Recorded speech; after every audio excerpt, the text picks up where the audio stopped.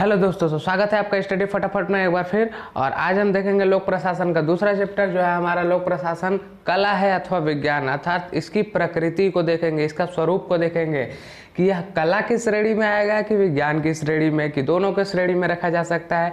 तो इस बारे में हम पहले कला को समझते हैं। कला क्या होता है? तो देखा जाए तो कला एक सीखा हुआ व्यवहार होता है। कला को हम सीख सकते हैं। कला को हम बचपन से कोई कला तो व्यक्ति पैदा नहीं होता है, उसे सीखा जा सकता है। यह माना जाता है कि कला एक सीखा हुआ व्यवहार होता है। कला के संदर्भ में कुछ कुछ जो मान्यताएं हैं हमने लिखा है, इसको समझते हैं कि ये इसमें सर्वमान्य सिद्धांत होते हैं। मतलब कि कला में कुछ ऐसे सिद्धांत होते हैं जिनकी अवहेलना करने पर हम उसको सीख नहीं सकते हैं, उसमें पारंगत नहीं हो सकते हैं। जैसे लोक प्रशासन है, तो लोक प्रशासन को कला इसलिए माना जाता है कि इसमें कुछ ऐसी मान्यताएं होती हैं कि अगर लोक प्रशासक जो है सेवा वर्ग में है, जो सिविल सर्विस वाला है, वो अगर उस चीज़ की उसमें गुण का अभाव रहता है तो वह अच्छा सेवक नहीं बन सकता, अच्छा लोक प्रशासक नहीं बन सकता। दूसरा है अभ्यास की आवश्यकता। मतलब अभ्यास स्वरूप व्यवस्थित सीखा जा सकता है। व्यवस्थित स्वरूप से सीखा जाने वाला ज्ञान क्या है? कला होता है। लेकिन अभ्यास की आवश्यकता इसकी दूसरी मान्यता है। मतलब कला में अभ्यास की आवश्यकता होना जरूरी है। अगर एक पेंटर है और रोज रोज पेंटिंग करता है तो उसकी पेंटिंग निखरता है, रोज रोज अच्छा बनता है। एक कलाकार है जैसे कि मैजिक वाला है, वो रोज रोज मैजिक करता है तो उसका मैजिक दिखाने की उसकी कला में पारंगत हो जाता है। वैसे ही हर कला में देख लिया जाए, जैसे कि एथलीट हो जाते हैं तो ये भी एक कला के अंतर्गत आता है। तो बार बार प्रैक्टिस करने से ये सब चीज़ें धीरे धीरे हमारे लिए आसान हो जाती हैं। तो क्या है? अभ्यास की आवश्यकता पड़ती है। किसमें? कला में। तीसरा है विशेष रुचि व गुण। मतलब इसमें रुचि और गुण का आवश्यक होना जरूरी है। इसमें रुचि और गुण का आवश्यक होना जरूरी है। कारण क्या है? अगर हम किसी भी चीज़ में रुचि नहीं है हमारा, कि अरे हमको करना ही नहीं है, मन ही नहीं लगेगा, तो हम उसको कैसे ही अच्छे से कर पाएंगे? नहीं कर सकते। और गुण मतलब कि अगर मेरे को मान लो कि किसी चीज़ को सीखना है तो मैं उसमें अच्छे तरीके से जाऊंगा, नहीं आएगा फिर भी मैं रोज जाऊंगा, रोज करने की कोशिश करूंगा, तो धीरे धीरे मैं उसमें पारंगत हो जाऊंगा। कहते हैं ना, करत करत अभ्यास से जड़मति हो सुजान, रसरी आवत जात से सिल पर पड़त निशान। वैसे एक विशेष रुचि होना इसमें आवश्यक है। अगर हम किसी भी चीज़ को देख रहे हैं, किसी भी चीज़ के लिए कर रहे हैं, तो इसमें विशेष रुचि का होना आवश्यक हो जाता है। तो कला में विशेष रुचि व गुण का होना आवश्यक होता है।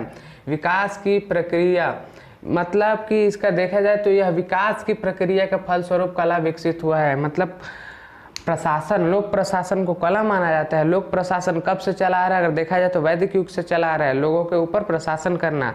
तो उसके बाद से चाणक्य युग, चाणक्य में कौटिल्य का अर्थशास्त्र में दर्शाया गया है, फिर अरस्तु, फिर प्लेटो का दार्शनिक राजा, ये सब चीज़ों को देखा जाए तो ये विकास के फलस्वरूप विकसित होता आ रहा है और अभी भी इसका वर्चस्व है और विकास होते जा रहा है। किसका? लोक प्रशासन का। तो यह एक विकास की प्रक्रिया है।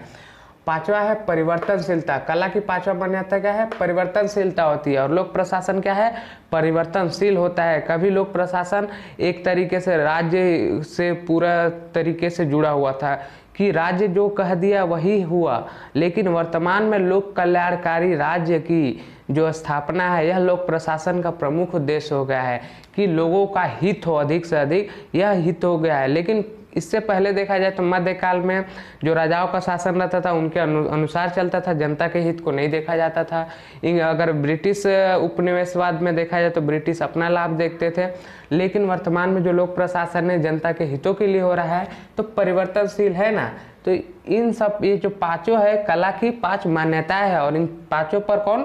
लोक प्रशासन खरा उतरता है, यह कला मानने वाले विचारक मानते हैं। अब देखते हैं विज्ञान, कि विज्ञान मानने वाले विचारक। तो सबसे पहले क्या है? विज्ञान क्या होता है? विज्ञान तो हम लोग शुरू से देखते हैं, सुव्यवस्थित सुसंगठित क्रमबद्ध ज्ञान को विज्ञान कहते हैं। तो वैसे निश्चित क्षेत्र होना आवश्यक है विज्ञान के लिए, व्यवस्थित ज्ञान होना आवश्यक है। व्यवस्थित, अगर जो ज्ञान है वो व्यवस्थित नहीं रहे, इधर उधर रहे, तो उसे हम विज्ञान की श्रेणी में नहीं रख सकते। सामान्य नियम की खोज की जाती है किसमें? विज्ञान में। तो इसके अंतर्गत क्या लोक प्रशासन विज्ञान है? तो विज्ञान है। इसके मानने वाले जो हैं तीन चार कारण देते हैं कि हाँ वो विज्ञान है। पहला कारण क्या देते हैं कि कालांतर में अन्य सामाजिक विज्ञानों का रूप ले लेगा। कौन?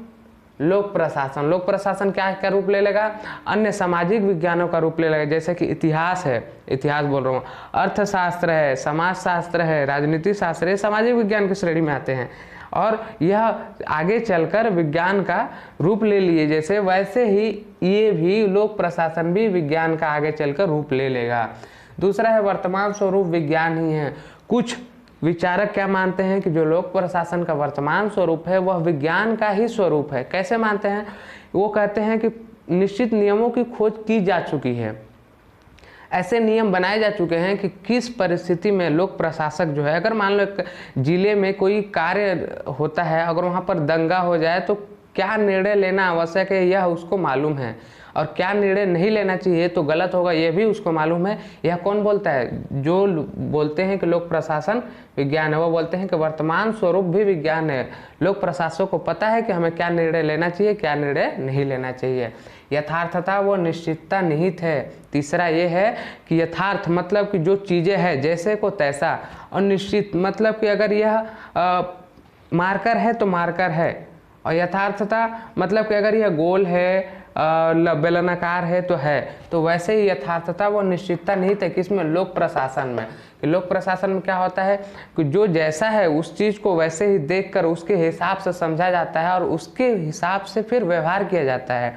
व्यवहार मतलब उसके हिसाब से कार्य किया जाता है। तो यथार्थता व निश्चितता निहित है। तो यह हुआ लोक प्रशासन विज्ञान है इसके अंतर्गत, और लोक प्रशासन कला है इसके अंतर्गत।